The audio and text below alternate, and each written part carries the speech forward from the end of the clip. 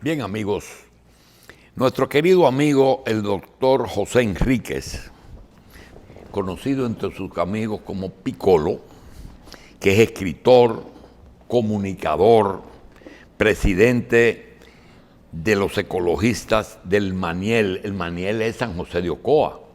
Y además un autor de unas obras que le hemos pedido que nos dé asistencia, porque el programa, después de las elecciones ¿en qué mes fue que tuvimos? En julio, 8 de julio. Pues que ganó el Partido Revolucionario Moderno, encaminó sus pasos hacia el combatir y castigar la corrupción en favor de evitar la impunidad. Las obras de José Enríquez tienen que ver con un lema que tenemos, que es justicia con restauración de los robados, justicia restaurativa. Y eso viene porque prácticamente todo el quehacer del gobierno se está concentrando en perseguir y castigar el robo del gobierno anterior.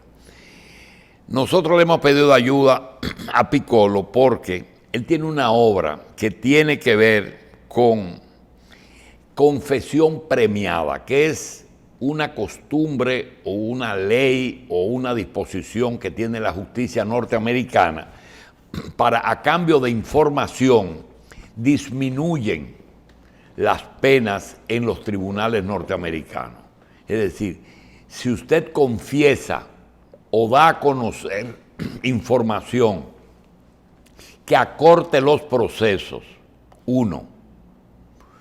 que ahorre recursos porque los procesos son costosos para todos, para los imputados y para el Estado. Y tercero, lo más importante, y es por la que le pedimos que nos ayude, es porque el Estado o el perjudicado puede recuperar parte de lo robado o de lo mal usado a cambio de información premiada.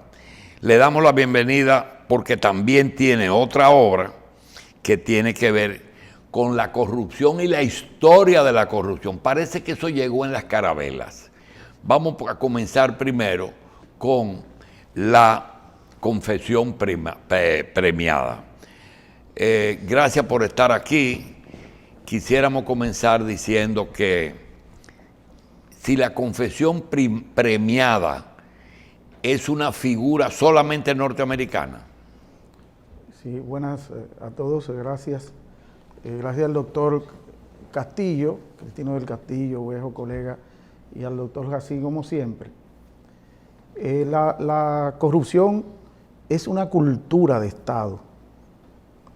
Mi libro apunta en ese sentido, que vale la payola. Pueden comprar el libro en la librería La Trinitaria, de la octogenaria Virtudes Álvarez, que es quien, Virtudes Uribe, que distribuye los libros de los autores dominicanos, profesor Juan Bosch, de los grandes escritores dominicanos en la zona colonial. La historia de la corrupción en República Dominicana. Arzobispo Noel. Arzobispo Noel, casi esquina 19 de marzo. Sánchez. Entre Sánchez y San Tomé. Y José Reyes. Allá, y José Reyes. Sí.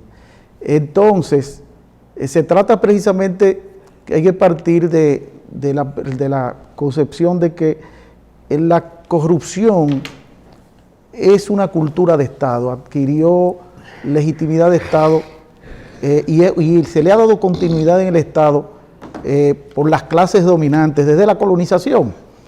La legitimidad de la corrupción impuesta desde el descubrimiento del Nuevo Mundo, en el caso de la Hispaniola y República Dominicana, que partiendo de las bulas papales, las bulas del Papa Alejandro VI y las capitulaciones de Santa Fe, que firmó Cristóbal Colón con los Reyes Católicos, donde se establecía el reparto del Nuevo Mundo descubierto. el saqueo de los recursos naturales, de todas las riquezas que se descubrieron. Y eso fue legitimado por la Iglesia y por la normativa jurídica monárquica de esa época.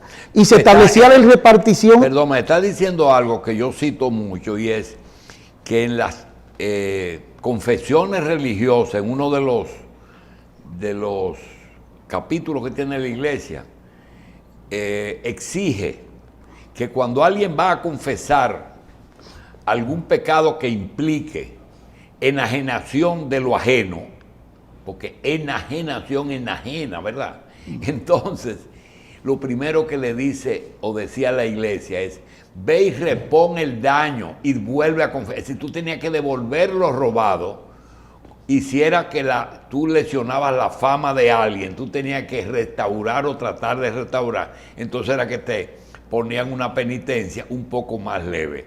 ¿La justicia adoptó esa posición en algún sitio? Precisamente con el tiempo evolucionando los criterios jurídicos y partiendo de esa legitimidad que tenía la corrupción a partir de la normativa jurídica monárquica, establecía claramente el reparto de las riquezas entre los virreyes, como Cristóbal Colón, que ya adquiría jerarquía de virrey, gobernador de la Hispaniola, cuando estableció que a partir de los 14 años todos los indígenas tenían que pagar un tributo cada 3 meses de un cascabel de Flandes o una arroba de algodón.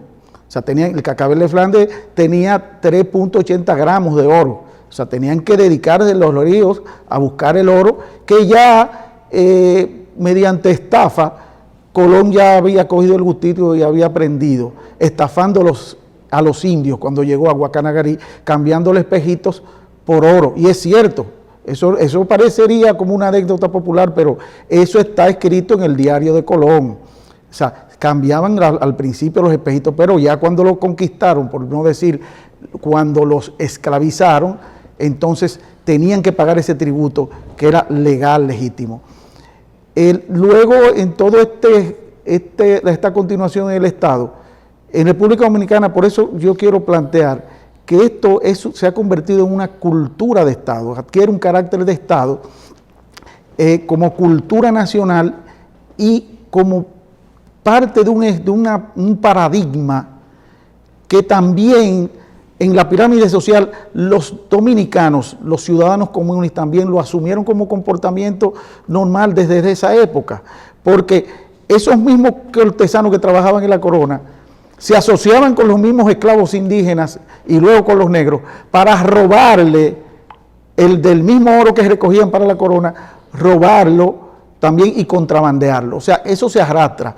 En los gobiernos, ya en la dominación haitiana, el primer escándalo de corrupción fue un inglés, Herman Hendrick, que representaba la compañía Haitian Mining Company, que fue denunciado en Inglaterra por un escándalo por haber engañado a sus propios socios, una concesión de explotación minera en el Pomier y en esta parte de Montemateo de San Cristóbal, que abundaba mucho el oro. Y de ahí acá, todos esos escándalos, Buenaventura Báez, que significó el fraude colosal de la historia de la República Dominicana, con un contrato leonino firmado con Harmon, que representaba la compañía Harmon de Inglaterra, que era un pool de inversionistas financieros. Este no era más que un corredor, pero él constituyó esa compañía y logró, a través de intermediarios como Joseph Faben y Adolfo Méndez, que eran colaboradores de Buenaventura Báez, lograron este contrato leonino, lesivo a los intereses nacionales. Un préstamo de 420,000 libras esterlinas, en los cuales se consignaba que 100,000, incluso 100,000 libras esterlinas se pagaron como comisión a Harmon y compañía, como intermediarios, o sea, un 25%, o sea, de comisión como lobista. Entonces, luego esa deuda se llegó a 1.472.500 libras esterlinas, que Buenaventura Báez declaró el no pago de la deuda, que ya no podía pagarla, y lo denunciaron en Inglaterra. Pero cuando se armó ese escándalo, Harmon dijo que le había pagado soborno a Joseph Faven, el agente especial de negocio y diplomático, colaborador cercano de Buenaventura Báez. Esto llegó hasta Lili también reenganchó la deuda, la llevó a 3 millones de libras esterlinas con la Improvemen, y como parte de estas negociaciones fraudulentas y de corrupción, por ejemplo, y quiero hacer este recuento porque los pueblos que no conocen su historia suelen repetirla, como dicen, suelen repetirla.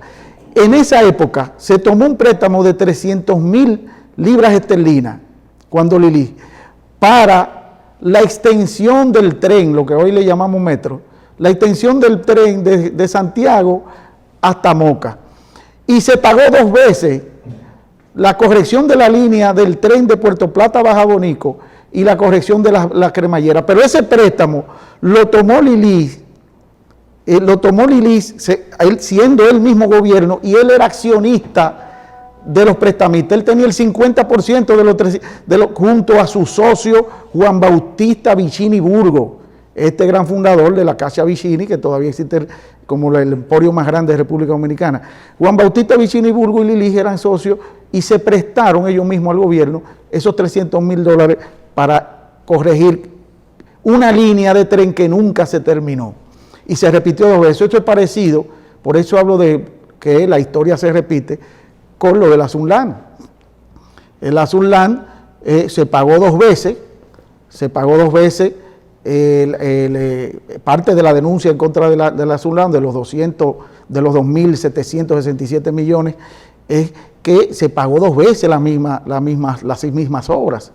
Entonces, esto es parte de este corolario de la corrupción desde el Estado, que las clases dominantes han continuado cuando Trujillo, sabemos ya el saqueo de Trujillo, del 1960, en el 63, fíjese, un escándalo de corrupción cuando el profesor Juan Bosch, su fiel colaborador encargado de seguridad, Virgilio Guel, fue sometido a la justicia por el profesor Juan Bosch ante un escándalo luego de una denuncia de su amigo, el español, que se crió, amiguito desde chiquito del profesor Juan Bosch, Celso Pérez, que los padres, el papá de Juan Bosch y él eran amigos, denunció que le estaba exigiendo soborno en el ayuntamiento del Distrito Nacional, y el profesor lo sometió a la justicia.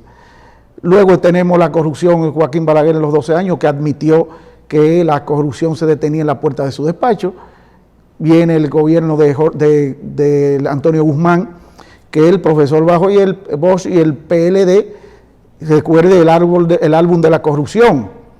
Cuando publicaron ese álbum de la corrupción, que rompió los récords de ventas a nivel nacional, donde se denunciaba que algunos funcionarios, varios funcionarios del gobierno de Antonio Guzmán, que hay que reconocer que fue un presidente íntegro, honesto, honrado, reconocido por Balaguer, por Juan Bosch y por todos, pero ahí en ese álbum se denunciaban varios funcionarios que incluso todavía protagonizan en el escenario político dominicano. Luego, el juicio del siglo a Salvador Jorge Blanco, que fue condenado a 20 años, acusado de malversación de fondos, de enriquecimiento ilícito, ya sabemos de eso.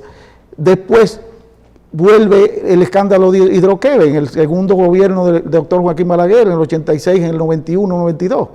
La Hidroquebe, este escándalo que el país perdió $25 millones a esta empresa canadiense, estipulado en un contrato. Entonces, cuando llega, luego de este gobierno, llega el primer gobierno del doctor Leonel Fernández, es cuando surge el caso PEME. El caso PEME por los $1.000 millones, ¿quiénes estaban ahí? Luis Inchausti, Simón Lizaldo, Diandino Peña. Este fue el primer escándalo de este gobierno. Cuando llega entonces Hipólito Mejía, entonces se produce el escándalo del plan Renove, recuerden, más de $1.000 millones. Eso era un colorario de todas las banderías políticas. Ahí estaba Johnny Morales balaguerista, estaba Antonio Bate, hasta el padre Toño. Ustedes recuerdan que el padre Toño estaba en ese expediente. Pero ¿quién estaba en ese expediente esa vez? El famoso hombre del maletín, que no era tan famoso todavía, Ángel Rondón. Y este israelita, Sam Goodson, eran unos 15 acusados. Fueron también liberados de la justicia, también estaba Franco Badía. Viene entonces el escándalo, como dije, el de la Sunland, en el segundo ya en el gobierno de Leonel Fernández, está después del plan general, y hasta aquí los escándalos de la OISOE, del CEA, hasta llegar a Odebrecht, los 14 apóstoles de Odebrecht, que es lo que vamos a tratar ahora en la parte de la delación premiada y de la ley del lobismo, que es necesario que en este país se apruebe. ¿Qué significa legalmente existe aquí la delación primaria? Aquí existe el acuerdo, los acuerdos. ¿Eso fue lo que hizo Quirino en Estados Unidos? Sí, en los Estados Unidos existe, porque es que están vinculadas jurídicamente, hay que establecerla en conjunto. La confesión premiada o delación premiada, la ley y el programa de protección de testigos, y la ley del lobismo por otro lado.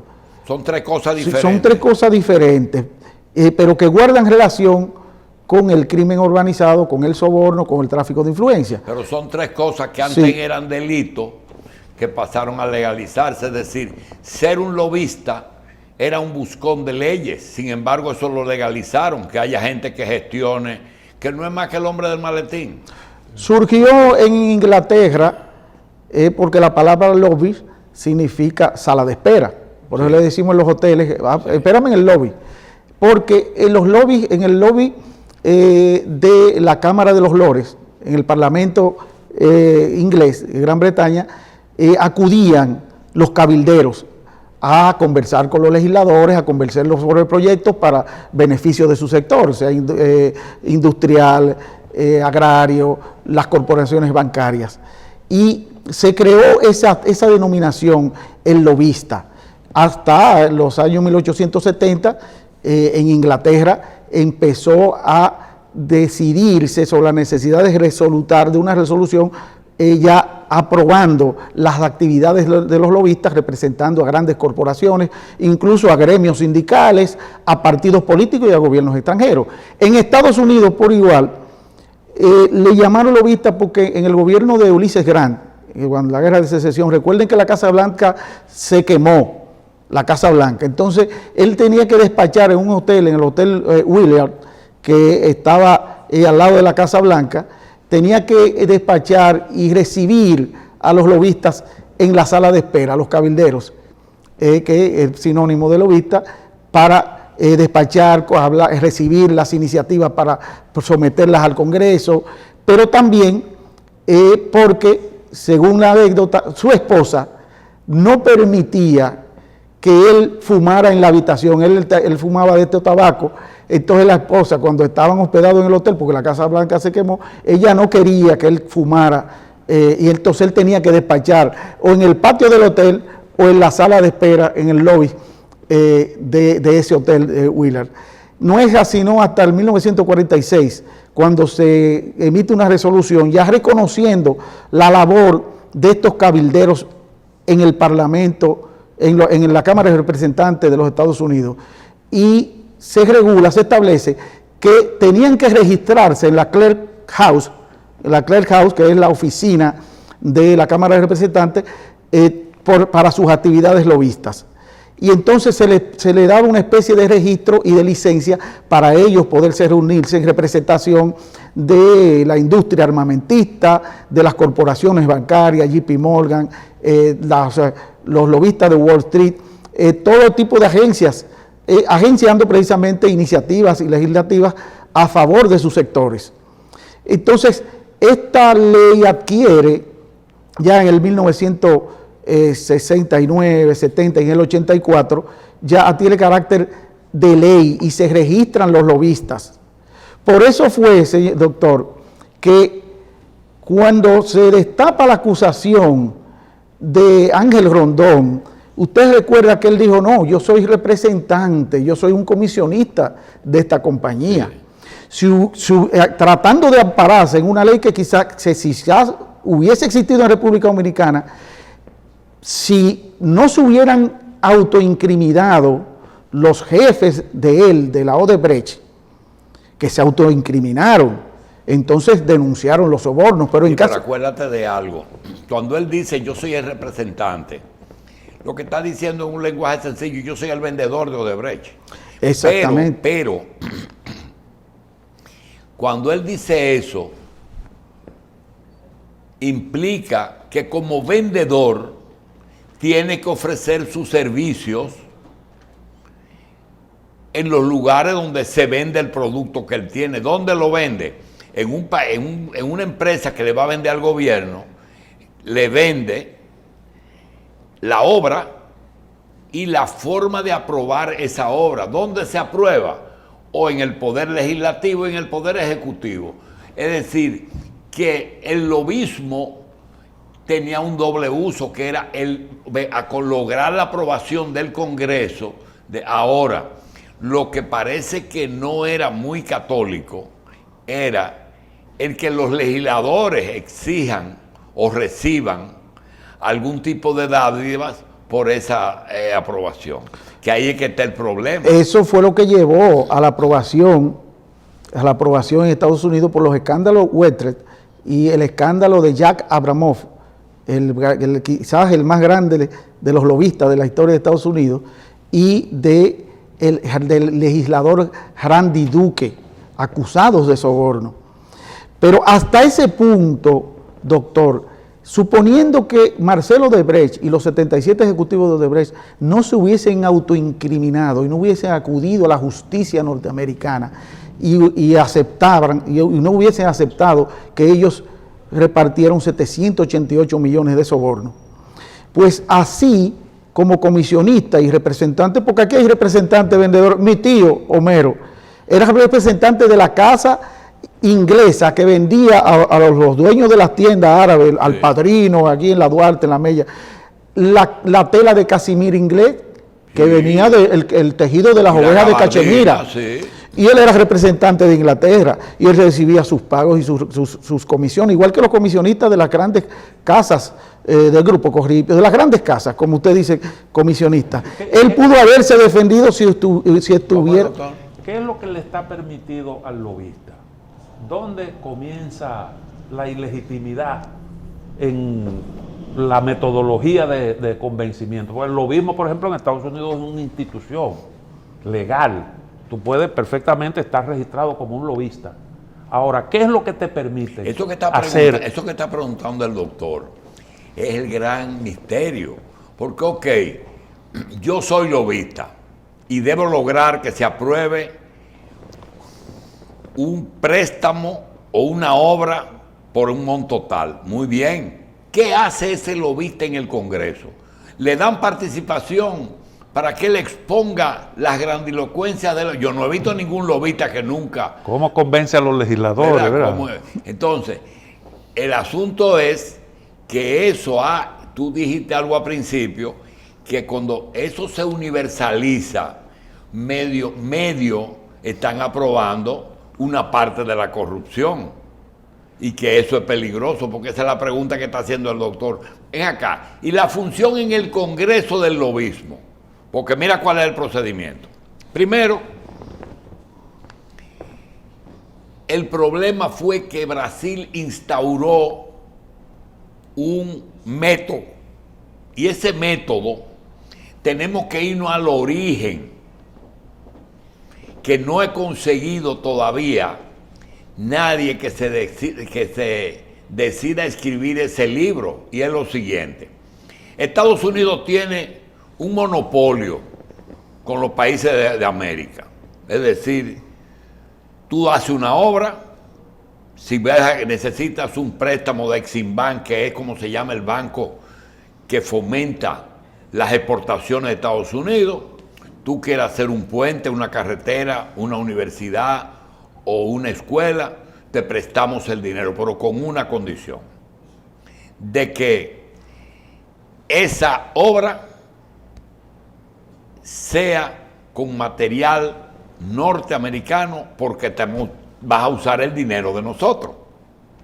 Muy bien, eso se hacía tradicionalmente. Resulta que Brasil, con el equipo no solamente de Lula, sino del anterior a Lula, que se llamaba Collor de Mello.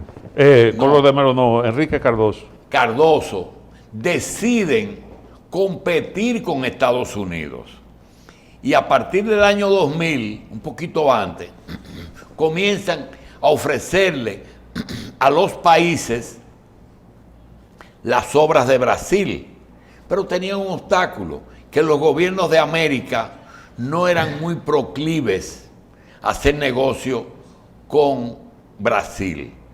Entonces ahí se destapa una cantidad de países, Cristina, Maduro o Chávez, el de Nicaragua, el de Perú, el de Bolivia, la misma Chile, que el mismo presidente en visitas oficiales dice, mira, si tú necesitas desarrollar tu país, nosotros te lo podemos ayudar. Lo que tienes que hacer es hacer las obras con Odebrecht, que Odebrecht además te va a financiar el proyecto. Pero tú sabes quién busca a Rondón aquí. Es el embajador de Brasil que le habla para que represente firmas brasileñas. Donde ellos se equivocaron es cuando ellos van al Congreso y le dan una borona a los legisladores. Primer error. Pero el segundo es que buscaba Joao Santana en el Palacio asesorando campañas políticas. ¿Y quién le pagaba? Esas son las dos grandes interrogantes que los acusados no han podido justificar frente a los tribunales, porque esa es la principal. Estados Unidos, ¿cómo se mete? Parece que Odebrecht tenía esa empresa registrada en la bolsa de Estados Unidos. Y todo lo que está registrado en la bolsa, parece que hay acceso, ¿verdad, doctor? Se abre el acceso en Estados Unidos a Odebrecht. Ahí es que comienza la investigación. Pero sorpresivamente, ellos solamente aplican tu política de delación confesión o delación premiada con Brasil y Cuba. Tú no has visto un escándalo con las obras que hizo Odebrecht en Florida, ni con el Mariel, uno de los puertos que inclusive le dieron a Odebrecht la construcción y la administración por 20 años. Y esos son los dos grandes. Entonces eso está lleno de misterios que se confirman con un error que cometió Marcelo Odebrecht, que contrariamente a lo que recomendó su familia, él se apretó y cantó claro de luna y dijo, sí, esa es una política de nosotros. Entonces eso es lo que cogieron de base y que van a tener que ir doña Miriam otra vez a Brasil para que revise esas delaciones. Entonces, de lo que se trata, que como se dice que no hay... Pero dile a Cristino que buscaba el lobista en el Congreso. Crimen perfecto, como dicen, no lo hay. Y un crimen que parecía tan perfecto como lo fue durante 30 años, una secretaria, Concepción Andrade, de apenas 20, una veinteañera, que era la secretaria de Marcelo Odebrecht, tenía la caja B. Ellos tenían una caja, le llamaban la caja B, que era la caja secreta, que se denominaba Relaciones Estratégicas. Y ahí estaban todos los archivos de los sobornos de los 11 países acusados. Y es después de 3 décadas cuando la joven decide llevar eso a la justicia brasileña. La justicia, el juez del Distrito Este de Nueva York, cuando jalan, porque fíjense lo inteligente que son los brasileños, porque ellos están acostumbrados a este tipo de, porque es una sociedad sumamente fraudulenta y corrupta. Ellos inmediatamente acudieron a la justicia y se autoincriminaron. Son 788 millones de sobornos que nosotros repartimos. Al autoincriminarse inmediatamente dicen, no, nosotros queremos un acuerdo, como lo están haciendo los narcotraficantes en el país. Normalmente el acuerdo se lo proponen al acusado cuando tienen suficiente evidencia Sí. en contra de él. Mira, yo tengo aquí esto en contra tuya. Si tú quieres, para que podamos disminuir un poco el castigo, dime, dame los detalles doctor, de todo esto. Hay que mostrarle el Ministerio Público y los jueces, te tengo esto con Para prueba. para vencerlo de que coopere. Porque No. si no, él dice, no, yo no tengo que ver nada. No, y entonces, Yo quiero ir a justicia. entonces, yo voy para la justicia porque no hay nada en Busco un contra buen mí. abogado. Exactamente. eso es lo que involucra precisamente ya a Ángel Rondón, porque si los jefes fueron los que dicen que hubo soborno, en dado caso de que no, estuvieran en la justicia y ellos acogiéndose a las facultades que te da Sí, pero las leyes como yo convencionista. No he hablado con Ángel Rondón, pero si hablamos con él, yo le quiero preguntar, cuando él entregó dinero a alguien, ¿verdad? Y yo me pregunto, ¿él está protegiendo gente? Y yo pregunto, ¿por qué no ha sido tan diligente en la búsqueda de un acuerdo que terminaría esto más rápido? Porque el hecho no es crear un sensacionalismo mediático creando Pero el castigo. La justicia de ahora no quiere acuerdo. Él tenía que buscarlo en el gobierno anterior. El castigo de la cárcel. Sin embargo, en Estados Unidos los jefes de Odebrecht, incluso con la justicia brasileña, se le aplicó la ley y se aplicó el acuerdo. ¿Sobre qué base? Bueno, sí, nosotros declaramos que dimos 788. ¿Qué hizo el juez? El juez le aplicó 4 veces el pago, que es como establece la... Y ellos decían que no era tanto. Entonces les rebajó a 2.600, el juez norteamericano, a 1.600 millones el pago de la multa. En Brasil, 2.000 millones, 2.393 millones, a Suiza y a los Estados Unidos. Pero, ¿a cómo se acogen ellos a eso? Porque es que es más rápido y evita todos esos gastos, como dice el doctor. Porque el hecho no es meter preso 10 años a una gente y que después dejarlo libre y dejarlo con todo su dinero. No, como en el caso de Quirino, que vino mediante un acuerdo con la Fiscalía y recuperó gran parte o quizás más de lo que se supone de sus propiedades que la está disfrutando en la Todo República lo que estaba Dominicana. en el país se lo dejaron a él. Entonces, Él nada más entregó lo entonces que al mismo Ángel Rondón y al país le convendría una confesión premiada sobre la base, y no sobre la base de lo que estipula la ley de soborno. Ustedes conocen la ley de soborno de República Dominicana. La 448-06, ley de soborno de República Dominicana, de 3 páginas, establece un pago del duplo, cuando es una persona física, el duplo del soborno. O sea, si él pagó 92, lo que se le reclamó a Brasil, el gobierno le reclamó el duplo de los 92 millones, Sí. que son 184. Entonces, si Ángel Rondón aceptara y llegara a un acuerdo, bueno, yo tengo que pagar 184 millones de dólares, el duplo como persona física. Y una sanción de 3 a 5 años de cárcel. O, si es reincidente, que en este caso la Fiscalía debería apuntar así, en ese sentido, de que es reincidente, podríamos decir que es reincidente por el caso del Plan Renove. O sea, él detuvo en el Plan Renove, ahora está en Odebrecht. entiendo. Yo veo que en algunos delitos los jueces tienen unos límites, no más de 20 ni menos de 5, no más de 10 ni menos de 3. Yo pregunto, cuando hay un acuerdo, siempre, si hay delito, tienen que cumplir cierto tipo de pena. Sí, o O sea, el acuerdo borra totalmente. no, la el cárcel. acuerdo no necesariamente lo borra todo. Te imponen un castigo Mínimo. inferior al que la ley Al máximo estipula de la ley. como premio por tu colaboración. Por ejemplo, en los Estados Unidos sí te exime también totalmente. Ajá, Si te acoge, esta ley, este programa fue promovido por Robert Kennedy en 1960 y el fiscal federal Gerald Short, que escribió un libro sobre el programa de protección de testigos.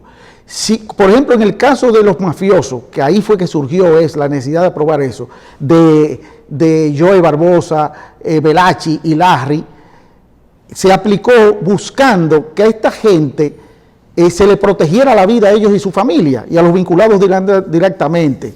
Entonces, se les exime de la condena, se les reintegra a la sociedad en un estado, cambiándole la identidad totalmente, incluso si hay que hacerle cirugía se las hace. Confesión de testigo. Sí. Sigue cuando dijiste, Rondón debió negociar. ¿Qué tú estabas diciendo?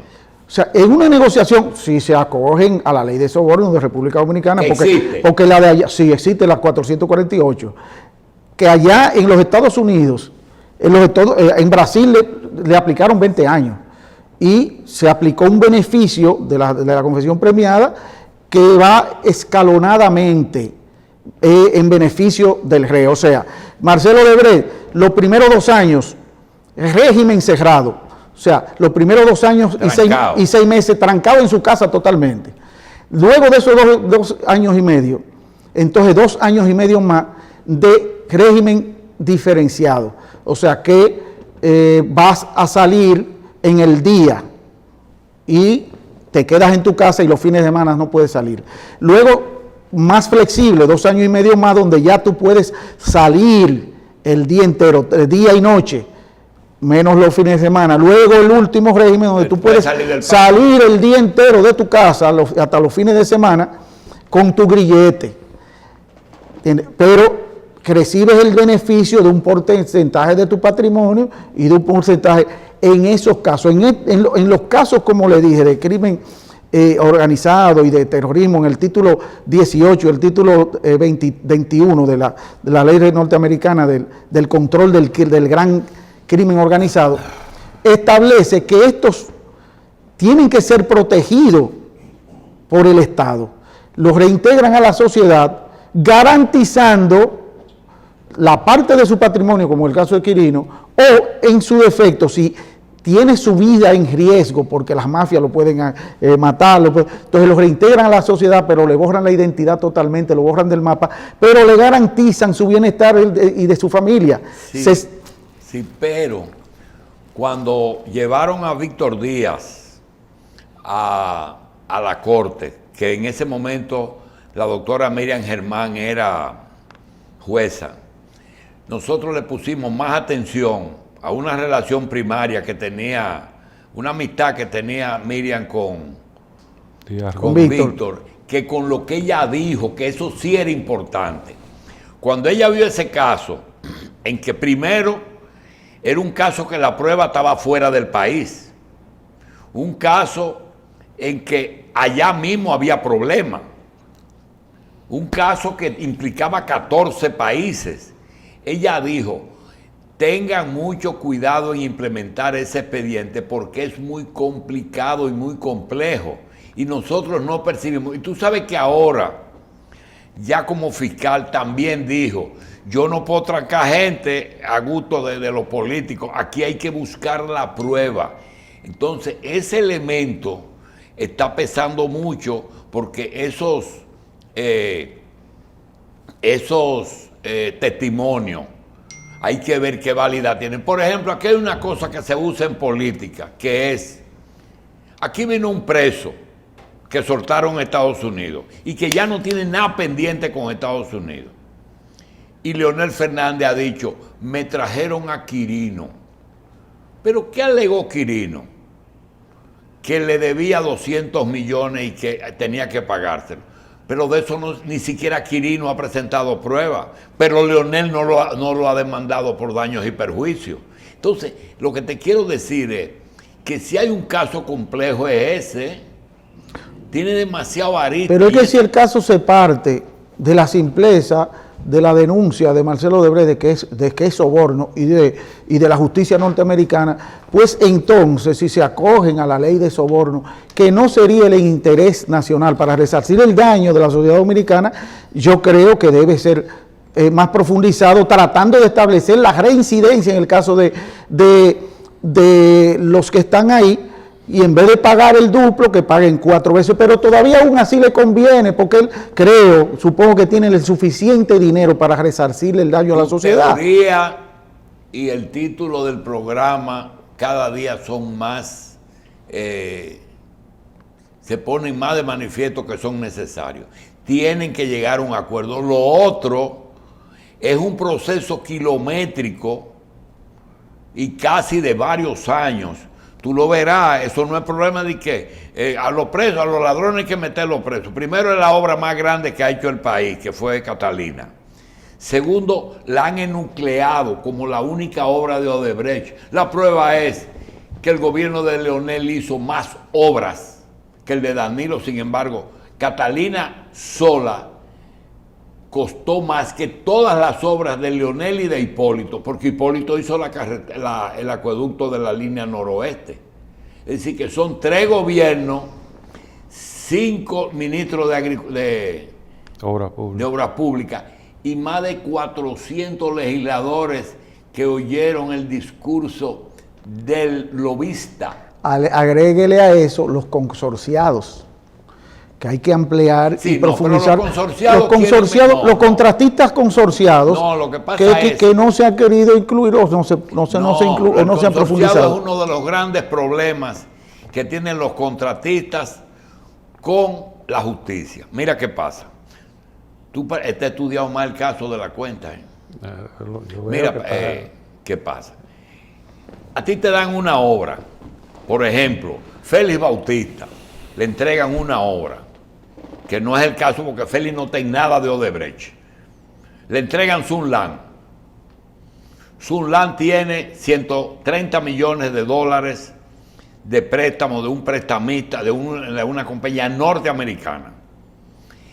Él toma eso y la distribuye en los consorciados, que son los subcontratistas, porque el subcontratista tiene un nombre, se llama, pero Félix Bautista no construyó nada, ni Odebrecht trajo aquí una pala mecánica, ni un técnico, es el dueño del contrato, entonces subcontrató él la obra. Estrella pone los hierros, Alba Sánchez pone la carretera y surge que los acusados dicen, pero espérate, ellos iban al Congreso también a gestionar para poder conseguir el trabajo. Ellos no, los consorciados no son reos de justicia. Porque el dueño del contrato y el Estado que otorga el contrato y los que aprueban el contrato son los 3 que están en tela de juicio, porque si no, no se va a acabar nunca. Yo te voy a decir una cosa. Mire, el boloneo alcanzaba tanto que hasta en las provincias, exgobernadores, legisladores, recibían de los subcontratistas su boroneo para trabajar. El que pone el asfalto en una carretera es consorciado. Sí. Tú sabes que el que suelda un hierro recibe dinero de esa obra y es un subconsorciadito. Eso es muy complejo, Eso es muy complejo. Yo quiero preguntarte para poder aprovechar el tiempo. En el caso de aquí, la delación premiada, ¿dónde debe de llevarse? ¿Es Rondón el hombre? O sea, bueno, es el señalado por los mismos jefes de Odebrecht. Entonces, de lo que se trata es aplicar primero la ley de soborno, pero ampliada. Yo estaría de acuerdo que no será ir a Brasil a averiguar qué se dijo allá. ¿O es Rondón? No, hay que profundizar las investigaciones, porque el que investiga puede antojadizamente tomar lo que más le gusta y lo que menos le gusta. Bien. Entonces, para los fines, hay que ampliar las investigaciones allá, partiendo de las confesiones que ellos tienen, que la fiscalía tiene allá. Bien. Y si aceptara como ellos, si él mismo se autoincrimina y dice, bueno, yo acepto que yo repartí soborno, y los que cogieron soborno también se autoincriminan y dicen, bueno, yo acepto que a mí él me dio 50 millones de pesos. Entonces lo que establece la ley de soborno, porque por eso es que ustedes me están acusando, no, pero que hay otros tipos penales. Ya usted tiene que demostrar ahora, porque ya se dio a conocer que usted es multimillonario, y usted tiene una riqueza de más de 60,000 millones. Entonces, Bien, hay una viene el cosa. antilavado. Sí. Usted tiene que justificar Sí, la bueno, procedencia de ese dinero. óyeme, hace rato que estamos hablando de protección de testigos y ahora hablamos de antilavado. Vamos a aguantarlo, porque yo lo primero que quiero decir que ninguno de los tres que estamos aquí, ni el camarógrafo tampoco, nadie piensa morirse. Lo que quiere decir que nosotros tenemos tiempo. Yo quiero hacer uso de una costumbre que antes tú ibas a los cines y antes de la película te ponían unos pedacitos de la próxima película. Yo quiero que tú me hagas el favor de solamente enumerar los eventos más importantes ocurridos en este país desde 1844 al 2020, pero solamente enunciarlo, porque entonces vamos a entrar en detalle en un programa sobre corrupción. ¿Cuándo comenzó eso? Primer escándalo de En la Corte de España. No, tú me dices de 1844. Sí. Ya hablamos de lo de la España. De Colón, de la fundación de la 44, República. sí. Primer gobierno de Buenaventura Báez. El primer gobierno de Santana. Ricardo Miura acusado, un coronel, fiel colaborador de Santana, acusado de corrupción. Pero incluso hasta el padre de la patria, Juan Pablo Duarte, pero eso fue con fines políticos, para justificar el destierro de Juan Pablo Duarte, Santana lo acusó de malversación de fondos, que muy bien Juan Daniel Balcácer en su libro sobre Duarte desmonta eso y dice que se trata de la palabra malversado, o sea, que estaba malversado en su campaña política en Santiago en contra del gobierno de Santana. Entonces tomaron la interpretación como malversación de fondos. Pero también tenemos el escándalo de Buenaventura Báez, el fraude colosal del empréstito Hartmut, luego el escándalo de Cuando Lilis, los escándalos de Cuando Lilis, por no mencionar otros que nos extenderíamos mucho. Tenemos de Cuando Lilis, tenemos Horacio Vázquez. En el inicio del gobierno de Horacio Vázquez, o sea, ya en el periodo después de la intervención norteamericana, en ese último gobierno de Horacio Vázquez, en sus inicios, ustedes saben que Trujillo era coronel de la Guardia. Él lo ascendió a jefe de la policía de la Guardia Nacional. Y ahí se recibieron las primeras denuncias de corrupción de Trujillo y de Horacio Vázquez en una carta de Anonymous que le enviaron a Horacio Vázquez. Ya de Trujillo sabemos el saqueo, sabemos cuando en el 1963 el escándalo de corrupción de Virgilio Guel, que el profesor Juan Bosch lo sometió a la justicia, siendo un fiel colaborador de él.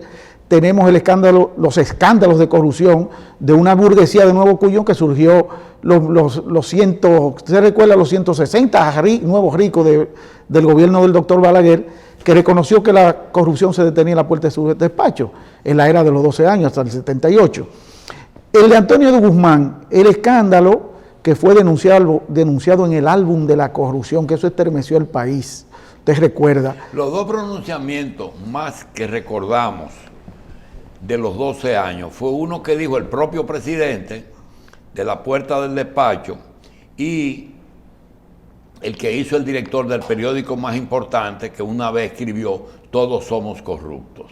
Sí, así mismo. Que fue Rafael Herrera. Rafael Herrera. También hubo un acto que no lo he encontrado escrito, y es cuando el presidente Guzmán llegó, que quiso, uno de los gobiernos de menos problemas de corrupción fue el de Guzmán, se encontró con un problemita de las comisiones de las Fuerzas Armadas. Y yo recuerdo, en ese momento el doctor acababa de salir, creo, que él dijo, como no puedo meterme, porque acababa de mover muchos guardias de la gente de Balaguer, lo que hizo fue permitir el 10% en las compras de las Fuerzas Armadas, pero yo no he encontrado el documento. Y eso podría establecerse la ley, porque hasta en las empresas privadas, si usted no da el 10% al encargado de compra y le da el boroneo al de almacén. Sí, pero el hecho de que una cosa Sí, esté mala y se ha generalizado no quiere decir que... Sí, o sea, no necesariamente, si se estipula, y eso el es delito es siempre delito. y cuando, o sea, siempre y cuando las ventas no sean sobrevaluadas, no se cumple como... No, señor. Si el hombre, mira, la justificación que tiene eso que tú estás diciendo es que dicen, pero él me da el dinero de lo de él, de sus beneficios. No, señor. Usted sí es encargado de compras. Usted tiene que lograr el mejor precio con el menor beneficio para el otro. Ahora, sabiendo que el otro es un comerciante. Claro. Y eso no, usted puede aminorarlo. Por ejemplo, aquí hay un suplidor que se le cuestionó a una compradora: ¿por qué tú le compras todo a la misma persona? Dice, muy sencillo. Primero, porque no tengo que darle dinero adelante. Todo lo que le pido me lo sirve. Y si lo llamo a las 3 de la mañana para resolver una inundación, me busca las raciones.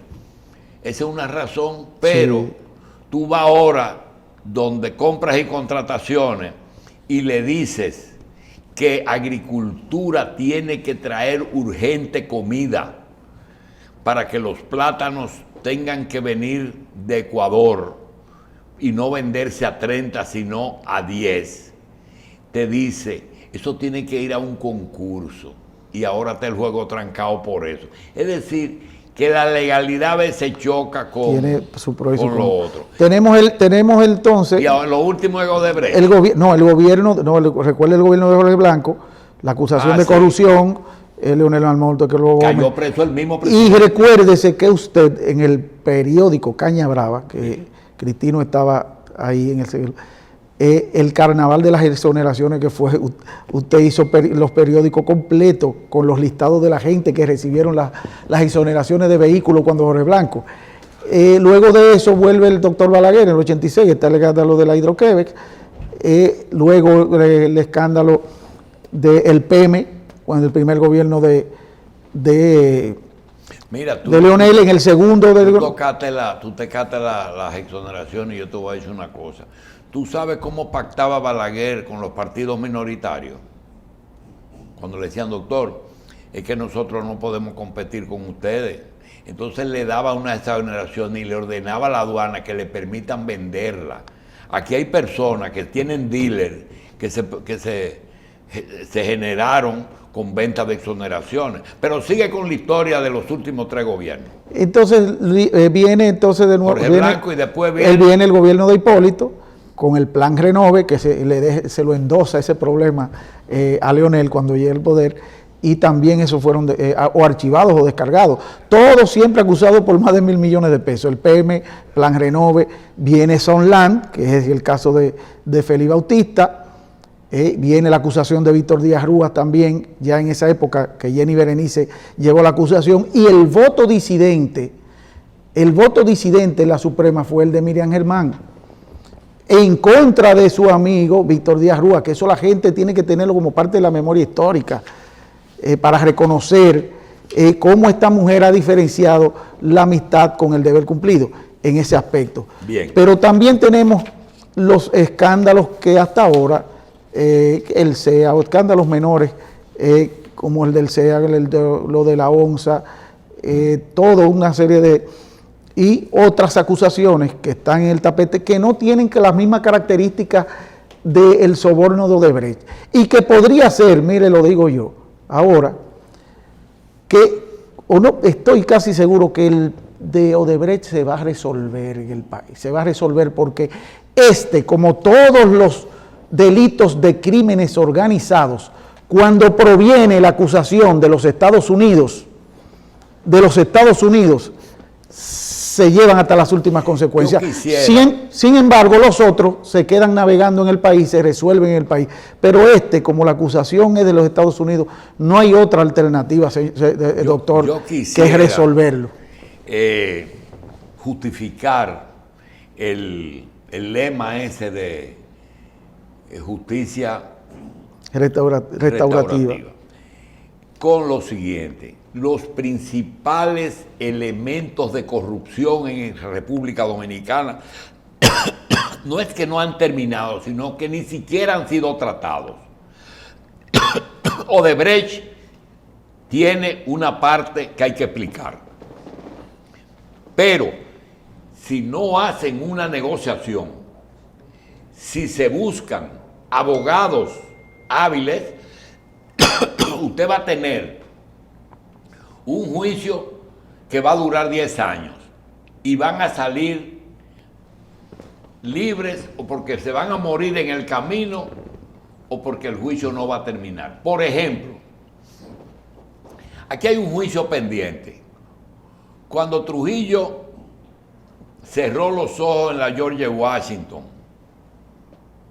tenía el país en su poder. Era propiedad de él, en que habían cosas a nombre de él y de su familia y cosas era del Estado. Se conformó la recuperación de los bienes de Trujillo y de su familia. Y luego surgió la Corporación de Empresas Estatales Corde, en que se dividía Corde, las empresas comerciales, CDE, las empresas eléctricas, y el CEA, las empresas de azúcar. Se llevaron hoy, no a la capitalización, sino hoy día, esas empresas, los 11 ingenios, los 15 ingenios, las plantas que eran de la corporación y las empresas de... ¿Qué es? Todos esos inmuebles y todas esas tierras, ¿dónde están y en manos de quién están y bajo qué predicamento llegaron esas manos? Porque tú tienes los tres brazos, porque se le quiso hacer daño a Miguel Vargas, porque se pensaba que eso era de Miguel Vargas. Y tiene los tres brazos, como si fuera el único caso. No. ¿Qué ha sido de los bienes de Trujillo y de los bienes de las tres... del CEA. De las tres C, CEA, Corde y Corporación de Electricidad, con el tiempo? Esa es una.